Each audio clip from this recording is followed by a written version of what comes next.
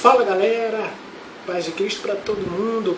Hoje nós estamos aqui para falarmos de um assunto bastante interessante: sincretismo religioso e ecumenismo. Vale ressaltar que eu não estou aqui colocando contra a minha posição contra as religiões ou determinadas denominações religiosas. Não, nós estamos em busca da verdade. Hoje eu professo uma fé e gostaria que você partilhasse desta fé junto comigo, mas você é livre para escolher. Deus nos fez livres, o livre arbítrio, para que nós pudéssemos escolher entre o bem e o mal.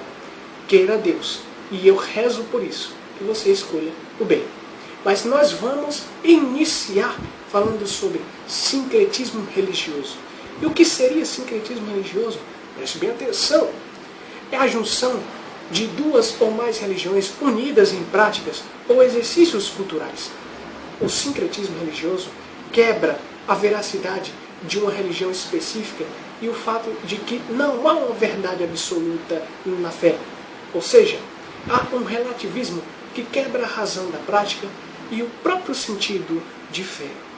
Se nós tomarmos, por exemplo, as religiões de matriz africana, unidas aos exercícios religiosos de tribos indígenas, terminando com a representação católica, ou seja, com o uso de objetos sacros, há de se contestar em favor de uma confusão. A união destas três práticas se tornam inúteis, pois as três perdem o sentido absoluto de sua fé. A confissão de fé do catolicismo difere da interpretação religiosa de uma religião de matriz africana e vice-versa. Aí nós podemos nos remeter àquela passagem do livro de Apocalipse, capítulo 3, versículo do 15 ao 16, que nos diz: seja quente ou frio, não seja morno, que eu te vomito.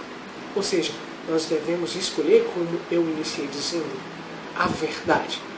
Mas, se você escolher por outra denominação, por outras práticas religiosas, que você tente ser feliz, nós rezamos para que você busque a veracidade de fé consistente.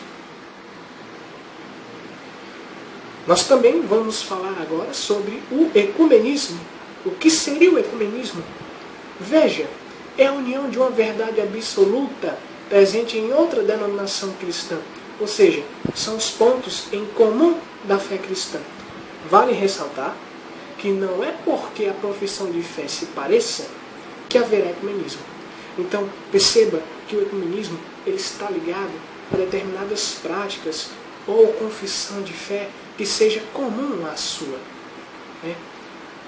A diferença talvez esteja de como se viva esta fé, mas a profissão de fé se pareça, talvez o que nós confessamos, o que nós professamos seja parecido. Isto pode ser sim um ato ecumênico. Não difere por existem outros pontos que não nos permite ter um diálogo ecumênico. Nós não podemos abandonar a nossa fé. E aí está o ápice do que é o ecumenismo. O ecumenismo, ele se abraça em determinados pontos, mas diverge em outros. Nós não podemos forçar ninguém a crer como nós, mas as pessoas também não podem nos forçar a crer como elas. Então, a união haverá quando os pontos forem em comum. Então, que Deus te abençoe, que Deus te conceda a graça de um bom discernimento de fé. Louvado seja o nome do Senhor. Amém.